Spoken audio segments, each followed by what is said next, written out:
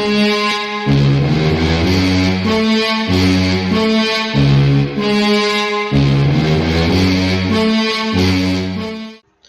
what's up guys? Today we're going to learn about how to play the Evans Gambit and it's against the Bishop A5 line specifically.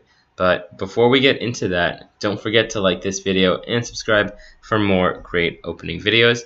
So the Bishop A5 line is going to start with B4. We're going to give up the wing pawn to kind of get the center and a fast attack. So here, Bishop takes B4, C3, and Bishop A5. So if you want to know about the other lines, make sure to check out the other videos. All the lines in the Evans Gambit will be covered. So here we go, D4, taking the center, take on D4. You might see D6. At D6, we want to go Queen B3, forcing Queen D7. If Queen E7, D5, and here he's going to lose this bishop because Queen check, probably something more like this. Queen check, pick up the bishop because now this Queen cannot guard this bishop through C6. So here, Queen E7 is a blunder. So Queen B3, Queen D7, and now take on E5, and castle. We're going to rush this rook to D1. So here, if knight F6, rook D1, bishop A3, very strong for white. And here, bishop B6, a little bit more annoying because knight A5 is the idea so that they can take away this battery. We go rook D1, queen E7, and now we go A4. So here, if knight A5, we have this bishop takes F7 tactic. If king F8, we can go queen A2. And now he can't take on F7 for this tactic. Let's show it like this way. So here, if queen takes F7, rook to D8 check. If take, you take the queen. So king E7, now bishop G5 check, forcing knight F6.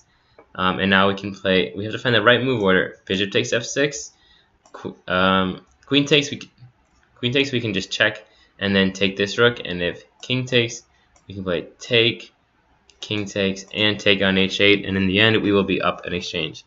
And I think if you want to make it easier, you can just play queen takes queen here. Here, king takes rook. You don't have to worry about the move order kind of getting you in trouble. Though you have to worry about this e4 pawn. So that's the trade-off. But either way, still very good for white. So they can't go knight a5. And here we have a very nice position. Our idea is bishop a3, stopping him from castling and getting a very nice attack for white. So that's what we're going to do if you see an early d6. Now instead, probably you're going to see take on d4. They take this pawn and now castle. So castle, we're going to start with knight e7. Whenever you see knight e7, you want to go knight g5, hitting this f7 pawn. Because here, if castle, game is just over after queen h5. Forcing h6, take on f7. He has to give up the exchange here.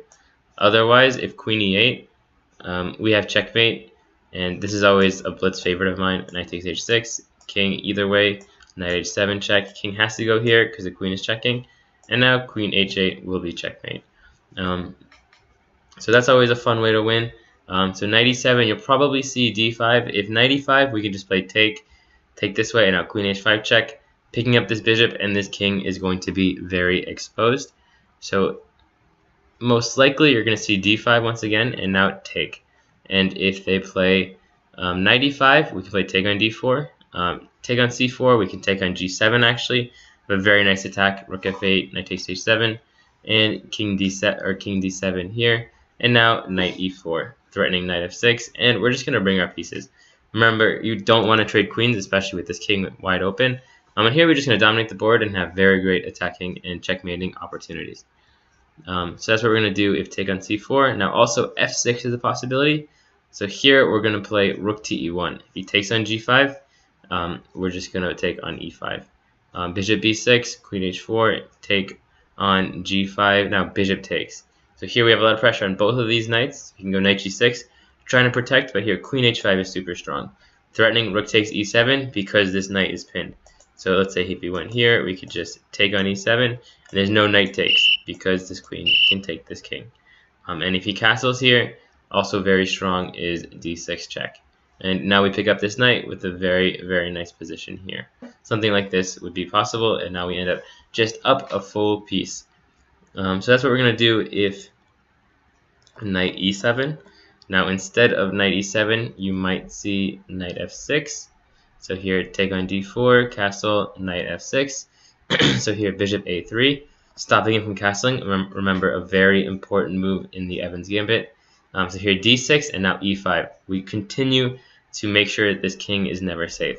If knight g4, take, rook check, knight e5, and take. And now at the very end, after our pieces are getting very active, we can take here. And now this king will be stuck, and we're going to have a very, very nice position here. So also another variation, if not knight g4, if he goes take on e5, queen b3, these two diagonals we have a lot of pressure on, queen d7, rook e1, and now we're going to hit him with the e-file. And that's going to be very, very good for white. So now instead of d6, or sorry, instead of knight f6, we're going to look at take on c3. So here we'd be like queen b3, hitting him on this diagonal. Remember, now this bishop covers h6, so he can't guard it with knight h6. So queen e7, now we take on c3, and if knight f6, we're just going to play e5. If he takes on c3, we can play queen takes, knight f6, and bishop a3, and these two bishops are very, very strong together. And instead of queen e7, you might see queen f6 as well. So here we can go bishop g5, and after he moves, take on c3, and if the knight comes to f6, we're going to play e5. And here, once again, he's going to run out of safe squares, and we're going to have a very nice attack with the white pieces. So that's what we're going to do if we see this knight f6, oh sorry, take on c3 move. So lastly, d6, we can now play queen to b3, hitting f7, forcing queen e7, and now take on d4. If knight f6, d5 is very strong, because once again this queen has moved off this diagonal, supporting the bishop. Let's say, for example, something like here, we could play take, and now queen check is going to be winning this piece.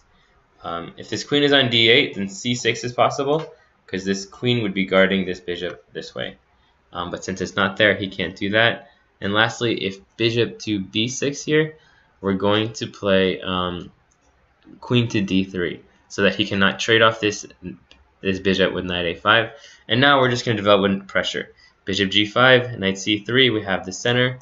We have a very nice position, even though we might be down a pawn, our pieces are super active, and we would be happy with this position. So that's how you're going to play against the bishop a5 line in the Evans Gambit. So hope you guys enjoyed this video.